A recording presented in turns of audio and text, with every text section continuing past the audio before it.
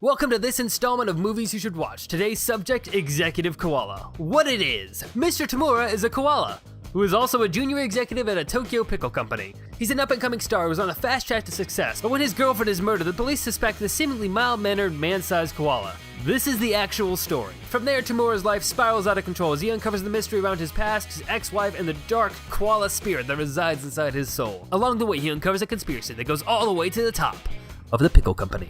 Can Tamura clear his name? Can he even be sure he isn't the killer? The answer to all these questions and more inside Executive Koala. Why you should watch it? Welp, time to get weird. Executive Koala is a 2005 Japanese film directed by Minoru Kawasaki, who also directed such films as Calamari Wrestler, a film about a wrestler who becomes a large squid, and Crab Goalkeeper.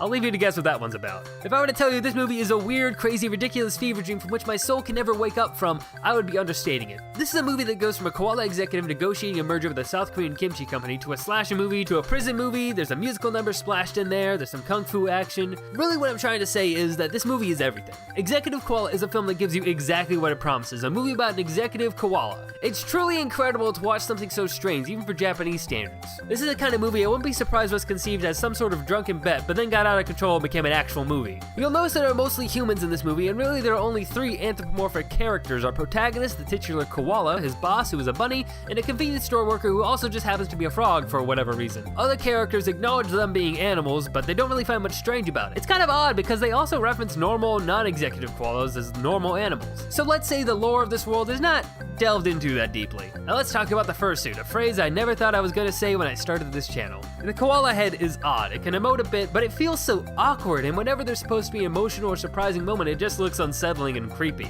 The bunny head isn't much different, but really the frog costume is the weirdest one to me. It's just weird.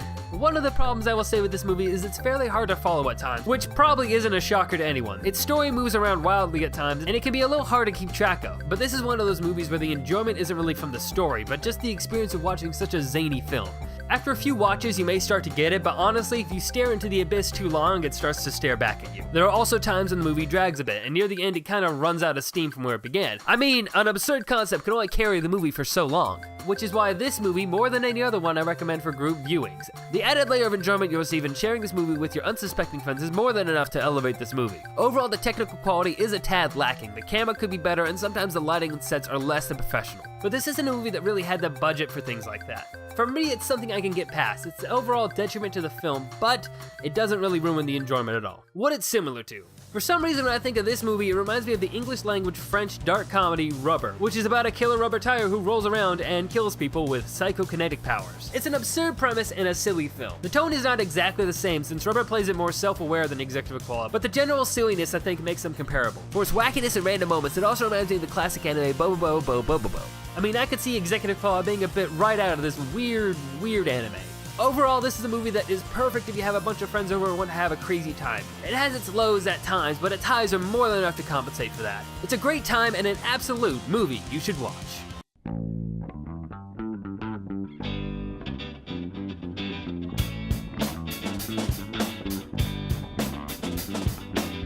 We've been doing this for so long, and yet it's come to this.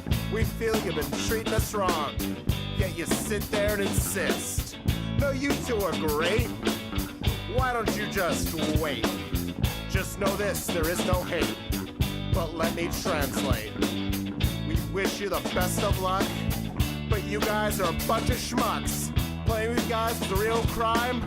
We quit, for real this time.